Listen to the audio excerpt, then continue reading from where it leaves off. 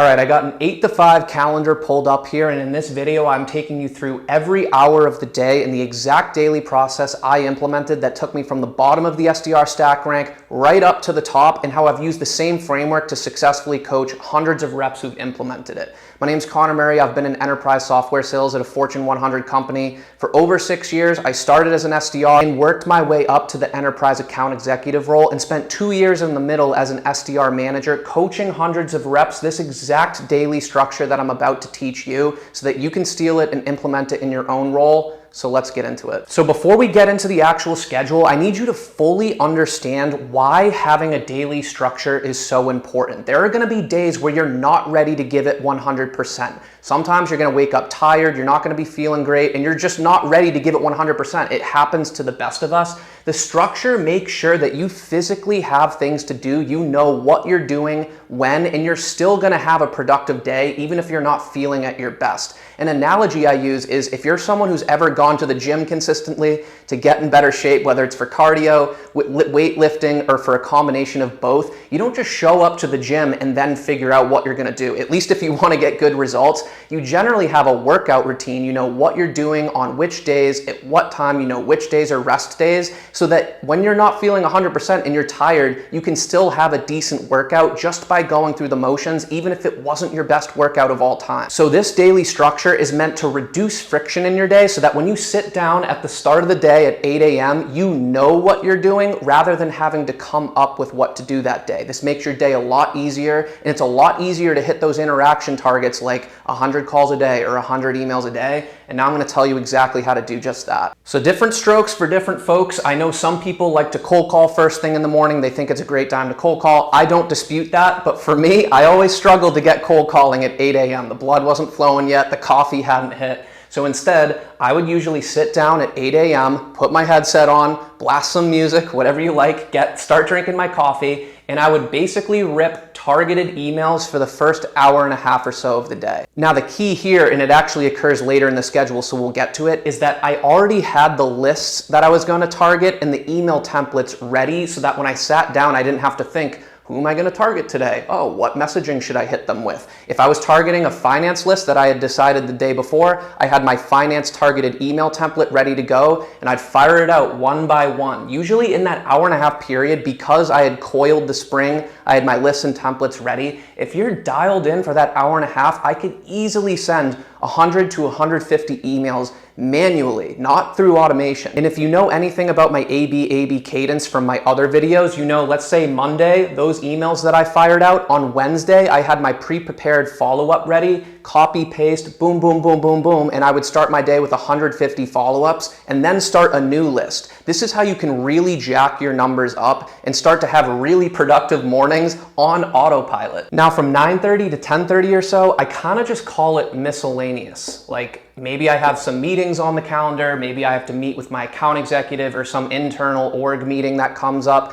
Again, throughout this structure, this is the ideal day. You're gonna have some days where your meeting's just packed with internal meetings you can't get around, or maybe customer meetings from the emails and calls, the meetings that you booked from those. But I kind of use this time, maybe I just had another coffee, maybe I just chilled with people, but it was really to get ready, get myself prepared for the next phase of the day, which was where I started ripping dials. So from about 10:30 or 11 a.m. to 12 was usually the first time of the day I started making my cold calls. And again, I already know who I was calling, like what lists I would be calling, and I had my scripts or value statements that I prefer to call them teed up so that when 10:30 hit, I went into a room, I liked it dark, put the lights off, and I would just start ripping dials. And honestly, if I was doing well, I don't know about you guys, but when I'm doing well on the phone and I've booked a few meetings and I have some momentum, I kind of just want to keep going. So honestly, sometimes this went past 12 and went through lunch if I was really on a roll. And I would also be strategic about who I reached out to. This isn't mandatory, but remember how I referenced a lot of people like to cold call first thing in the morning because it's usually a good time to cold call people.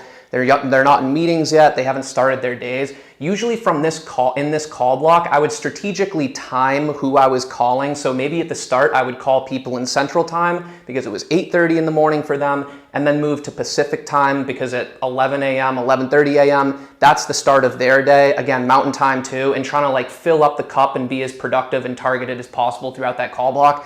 Not mandatory. I wouldn't say you have to make lists based on the time zone. If you have the extra capacity to do so, do that. Like that was something I ended up building by my second, third, fourth quarter in Seat. But the key is to just have this structure. And this is generally when I made my first call blitz. So that takes us to lunch, and we've had one email call block, miscellaneous section, and then one actual call block. Now this next phase of the day, again, could be classified as miscellaneous because you're probably gonna have some meetings in between then, but this is arguably the most important part of the day, and this is where I do that work to coil the spring. So I know on my channel, I talk about making those lists and those value statements, email templates up front for the quarter. Yes, I absolutely do preach that, but that doesn't mean up front I plan out how every single day is gonna go over the course of the full quarter, the next 3 months. I more decide that on a day-by-day basis based on what I'm seeing in the territory, based on the feedback I'm getting from my account executives in my meetings with them. They're telling me to target certain accounts because they think there's opportunities there. This is that period where I'm gonna queue myself up for the next day and figure out which lists am I gonna target, get those scripts and templates ready so that, again, when I sit down at 8 a.m. the next day, I know exactly what I'm doing. This is what I would focus on getting done in that afternoon period here. Then at the end of the day is when I did my second call block, either 3:30 or 4 to 5 p.m. because I actually think the end of the day is a good time to get a hold of people. Usually they're wrapping up their day, they're not in meetings, and it's a good time to get a hold of people. And if you really wanted to go the extra mile, again, not mandatory. I'm a preacher of hard work, but some people, they like their work-life balance. They want to wrap up their day at 5 p.m. But you could extend your day past 5 p.m. and at 6 p.m. call Central Time because it's the end of the day for them. Then call Mountain Time at 7, then call Pacific Time at 8. Like if you were really trying to maximize productivity in your day, that's how I think about it. So the daily structure is pretty simple. It's really just email block, call block, set yourself up for the next day, more calls. Then if, again, in the spirit of maximizing your day, I get a lot of questions on LinkedIn or social media. Do you do any social media prospecting?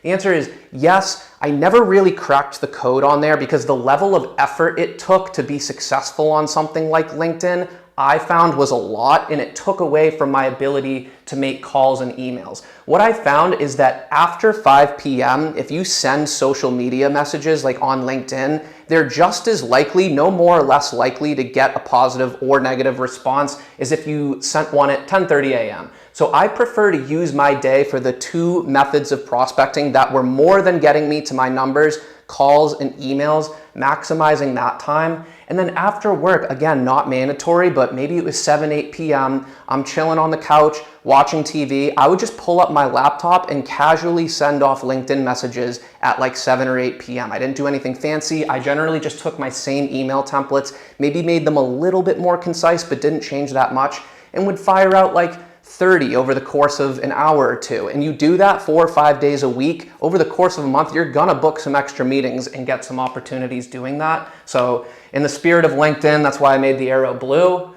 I used after 5 p.m. as my social media time block. So in the perfect world, this was the ideal day for me. If I had nothing abnormal on my calendar, it was emails, calls, prepare, emails, and then LinkedIn at the end of the day if I really wanted to maximize my day. And a key thing I'll re-emphasize, I noted this earlier, is that not every day is obviously gonna go this way. You're gonna have some days where maybe you just had some sort of org meeting in the morning that didn't allow you to make that email block or took out this call block. But at least if you do 80% of this or 60% of this, the key is just being as productive as possible on a consistent basis, because the SDR job is about consistency. It's a lot better to be 80% productive 5 days a week than be 100% productive on Monday, not be productive at all for Tuesday, Wednesday, Thursday, and then jack it up again on Friday. Even if your total output was the same in those two scenarios, like you ended up making the same amount of calls, same amount of emails. I can't explain it, but the results will be better if you do this on a consistent basis. So it doesn't need to be anything fancy. This was the exact schedule that took me from the bottom to the top as an SDR, and it's still what I do on my day-to-day job 6 years into an enterprise software sales career. If you're looking for more hands-on guidance on how to actually structure your day in your own specific role, at your own specific company, and make sure you're ramping up into role quickly, check out the pinned comment below. We're helping people like you do just that. If you like the video, hit the like button, subscribe, and I'll see you on the next one.